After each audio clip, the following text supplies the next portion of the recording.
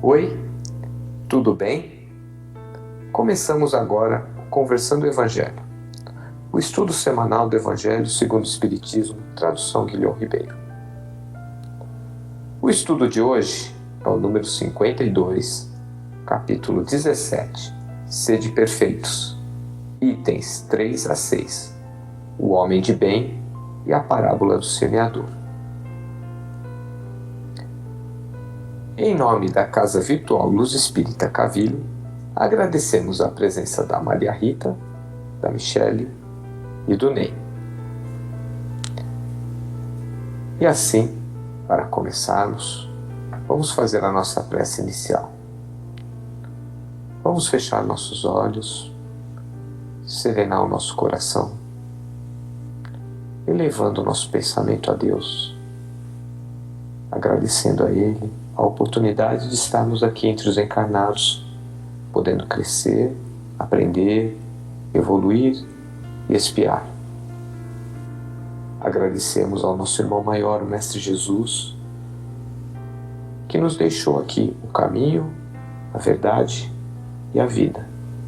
Que nós possamos, por meio do seu Evangelho, aprender o caminho mais curto e seguro para a nossa evolução. Agradecemos também a presença dos amigos espirituais que sempre estão conosco, nos intuindo, nos amparando e nos protegendo. E pedimos que nossa reunião seja repleta de aprendizados e ensinamentos. Ó Mestre, fazei-nos de nós instrumentos da Tua paz. Onde houver ódio, que nós levemos o amor. Onde houver tristeza, que nós levemos a alegria. Onde houver descrença, que nós levemos a fé. Onde houver guerra, que nós levemos a paz. Onde houver trevas, que nós levemos a luz. Ó Mestre, fazei-nos antes de mais nada consolar a ser consolado, amar a ser amado, pois é dando que se recebe, e é se perdoando que se é perdoado, e é nascendo, crescendo, morrendo e renascendo, evoluindo sem cessar. Tal é a lei, e que assim seja, graças a Deus. Bem, para iniciarmos nosso estudo, uma pergunta: por que o homem de bem conhece e pratica os ensinamentos do Evangelho? Bem, essa é uma questão muito interessante, porque, claro que os cristãos de bem precisam conhecer e praticar o Evangelho de Jesus. Mas eu me pergunto, e aqueles que não são cristãos? Outras religiões que não seguem o cristianismo, ou então aqueles também que nem religião têm. Será que não tem pessoas de bem, homens de bem entre essas pessoas? Claro que existe, porque o fato da pessoa ser de bem está muito mais ligado à questão do caráter, à questão dos seus princípios morais, éticos, inclusive até religiosos, e não necessariamente a religião. Mas eu acredito sim que todo cristão, para que ele possa ser um homem de bem, ele precisa seguir e conhecer os ensinamentos de Jesus, do seu mestre.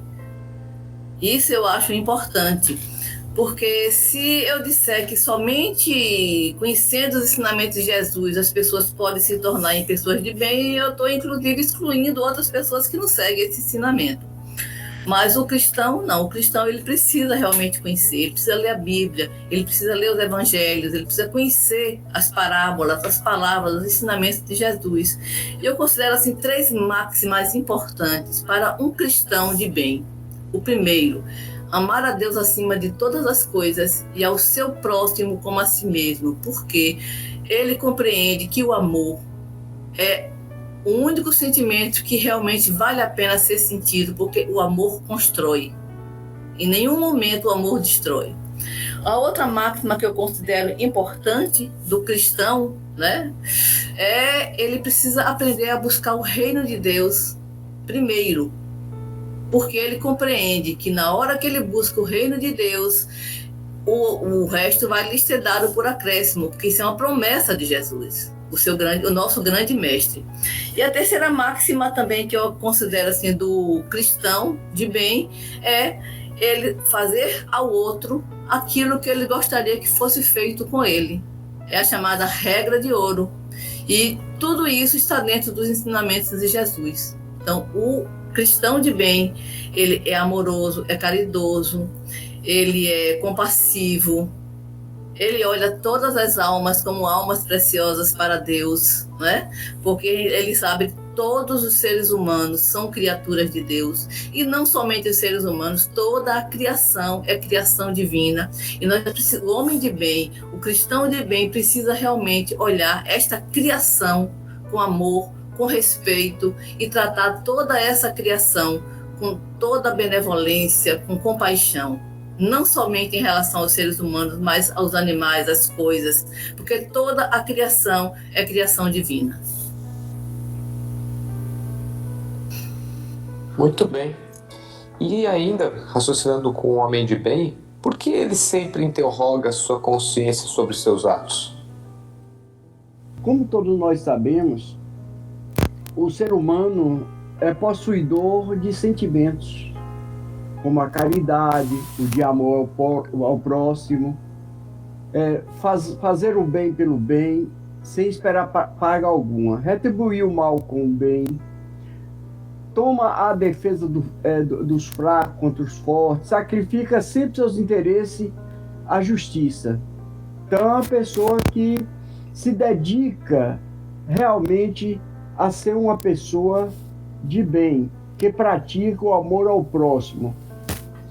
Fica assim enumerado todas as qualidades que distinguem o homem de bem, mas aquele que se esforça para possuir o que acabamos de mencionar no caminho, se acha que todas as demais qualidades o conduz no caminho do Cristo.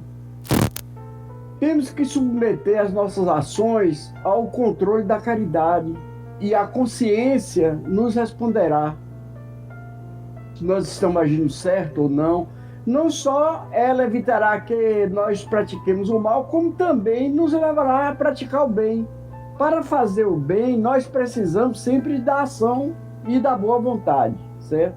Porque o verdadeiro homem de bem é o que pratica a lei de justiça e amor. E caridade na sua maior pureza. Se interroga a própria consciência sobre os atos que praticou. Perguntará se não violou as leis de Deus, se não fez mal a alguém, se fez todo o bem que podia. E se ninguém tem motivo para se queixar dele, enfim, ele fez aos outros tudo quanto queria que os outros lhe fizessem. Então está no Livro dos Espíritos, questão 918. É muito bom. A gente pode fazer 3 perguntas, né, para finalizar isso aí. Seria: o que eu fiz de útil hoje ou de bom? A primeira pergunta. A segunda pergunta é: o que eu aprendi de novo neste dia? E terceira pergunta é: vivi com alegria? Se as respostas forem sim, nós temos um dia produtivo, um dia que a nossa consciência nos aprova.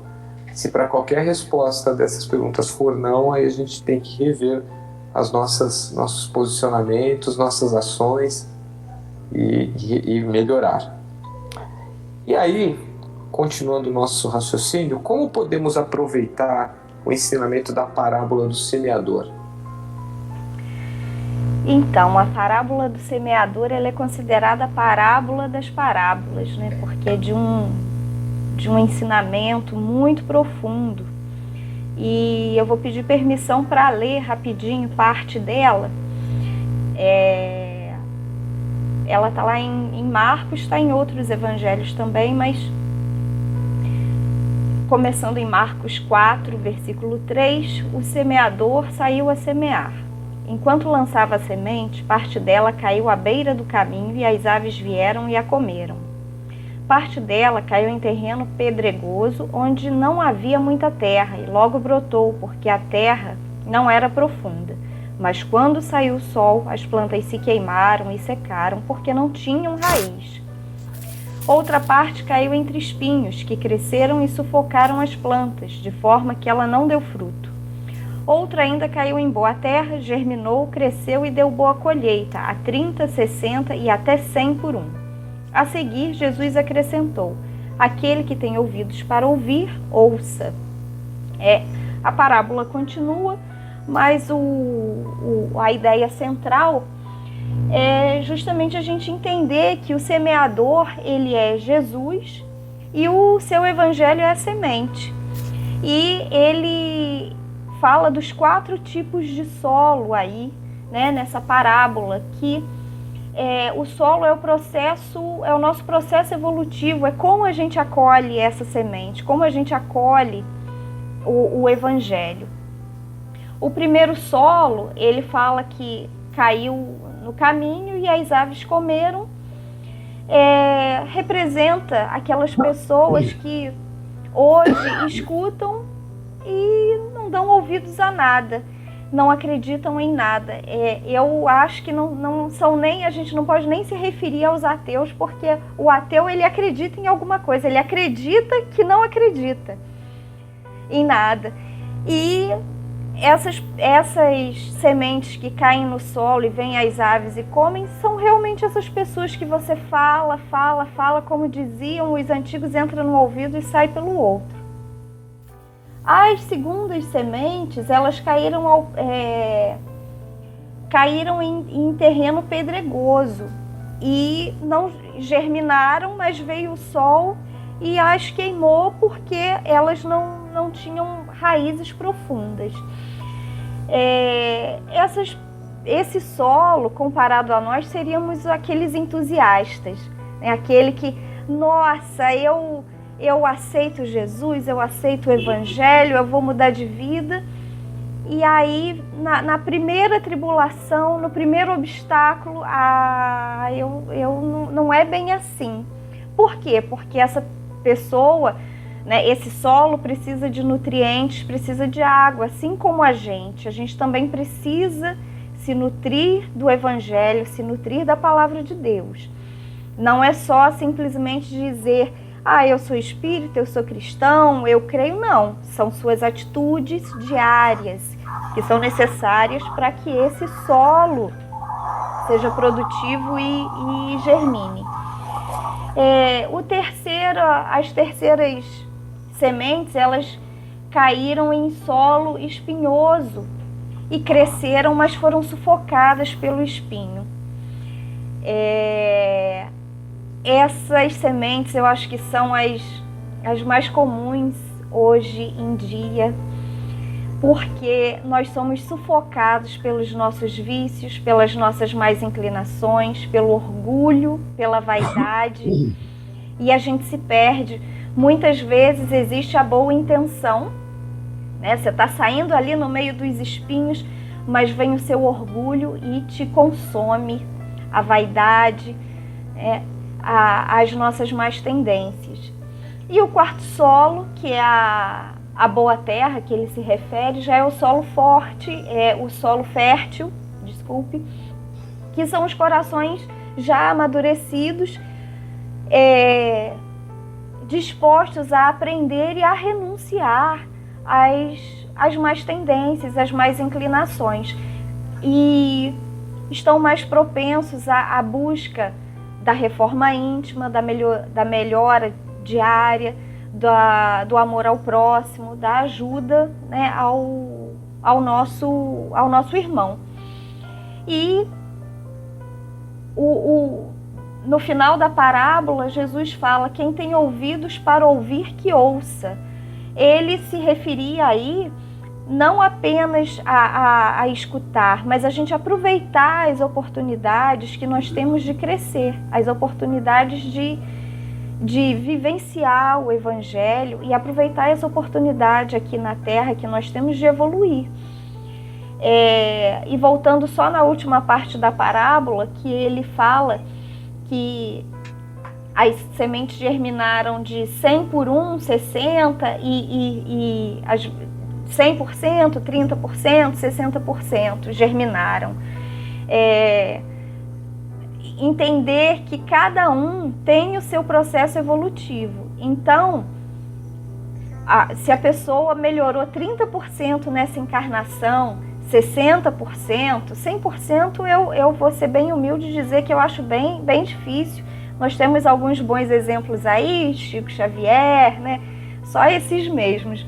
A gente, se melhorar 60%, 30%, a gente já está no lucro. Mas é o que a gente precisa buscar germinar na nossa vida. É melhorar a cada dia 1%, 2% e vamos lá. É esse o objetivo. E acho que o ensinamento dessa parábola é esse. Que nós nos tornemos solo fértil, que possamos colocar adubo diário de prece, de ensinamentos do Evangelho em nossa vida, né? Colocar a água do amor ao próximo em nossa vida, porque eu tenho certeza que assim a gente vai germinar. Perfeito. E qual o modelo mais perfeito que Deus ofereceu ao homem como guia e modelo de semeador? Pois bem, de modelo da humanidade. Os espíritos superiores, eles nos ensinam que Jesus é o tipo mais perfeito que Deus tem oferecido ao homem para servir de guia, modelo. Significa dizer que Jesus constitui o tipo da perfeição moral a que a humanidade pode aspirar na Terra. Deus nos oferece como o mais perfeito modelo, e a doutrina que ensinou é a expressão mais pura da lei do Senhor. Porque sendo ele mais puro de quantos tem aparecido aqui na Terra, o Espírito Divino o animava. Jesus, cuja a perfeição se perde na noite impercrustável das eras. Então, personificando a sabedoria e o amor, tendo orientado todo o desenvolvimento da humanidade terrena, enviando os seus iluminados mensageiros em todos os tempos, aos agrupamentos humanos, e assim como a formação da orbe, dirigindo como o divino inspirador. E quantos colaboraram nessa tarefa da elaboração geológica do nosso planeta, a disseminação da vida e de todos os laboratórios da natureza. Desde que o homem conquistou a racionalidade, vem-lhe fornecendo ideia de sua divina origem, revelando-lhe cada época aquilo que a sua compreensão pode abranger. Sabemos que as novas raças, que novos povos ainda existem, que eles conhecem, porém, e não ignora a lei do amor da sua doutrina, porque todos os homens, todos nós, recebemos nas mais remotas pragas do orbe irradiações do seu Espírito misericordioso, pelo ser divino que é Jesus Cristo, através das palavras inspiradas dos seus mensageiros. Pois bem, Jesus é a luz do princípio, e nas suas mãos misericordiosas repousa o destino do mundo. Seu coração magnânimo é a fonte da vida para toda a humanidade terrestre. Sua mensagem de amor no Evangelho é eterna a palavra da ressurreição, da justiça e da fraternidade e da misericórdia. Todas as coisas humanas passaram e todas as coisas humanas se modificarão. Ele, Jesus, porém, é a luz de todas as vidas terrestres, inacessível ao tempo e à destruição, enviado de Deus. Ele foi a representação do Pai junto do rebanho de filhos, transviado do seu amor e da sua sabedoria, cuja tutela lhe foi confiada nas ordenações sagradas da vida no infinito. Diretor angélico do orbe, do seu coração, não desdenhou a permanência direta entre as tuteladas e míseros e ignorantes. Gratidão. Bem, obrigado a todos pela colaboração no estudo da noite e pedimos para a nossa amiga Michele fazer a nossa prece de encerramento. Deus, nosso Pai, Jesus, Mestre amado, agradecemos essa noite por mais esse encontro, agradecemos pela oportunidade de estarmos aprendendo cada dia mais sobre o seu Evangelho. Agradecemos pela confiança em nos deixar trabalhar dentro desse grupo, nos dando a oportunidade de ser um solo fértil no seu Evangelho, um solo de aprendizado, onde nós podemos receber amor e doar também. Agradecemos a companhia dos espíritos amigos que nos acompanham e nos auxiliam nos nossos estudos e pedimos que nos abençoe com a sua paz, com o seu amor, que estejamos sempre envolvidos pela espiritualidade amiga, nos auxiliando e nos intuindo em todos os momentos de nossas vidas. É isso que pedimos e agradecemos. Que assim seja. Que assim seja. Tenham todos uma boa semana e até o próximo estudo. Fiquem com Deus.